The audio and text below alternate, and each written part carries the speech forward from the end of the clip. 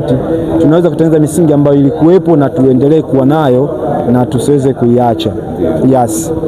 Kwani sasa hivi huwa mkutani mara kwa mara labda, au mnakutana kwenye shida tu? Sasa hivi kwa sababu kiukweli sasa hivi kukutana imekuwa changamoto. Ndio maana nikasema kwa sababu kulikuwa kuna misingi ilishajengwa hapo nyuma. Hiyo ndio imekuwa kama ni sehemu ambayo ya muhimili wa sisi kukutana. Na ndio maana hata ikitokea msanii imetokea bahati mbaya aweza kwa kuumwa au kumemkuta mauti, lazima tukutane na tunaonana. Lakini kama tungekuwa na utaratibu tena mwingine wa kusema kwamba tunapata sehemu ambayo tunasema wasanii waigizaji tunakutana hapa eza kwa kila mwezi hata mara moja. Unapokutana sio tu kwa sababu ya kujadili matatizo, ila mnapokutana inakuwa ni rahisi. Hata kama una msanii yuko mkoani na anataka kwenda Dar es Salaam, akija anajua sasa kuna familia yangu iko Dar es Salaam. Yes, hiyo ndio.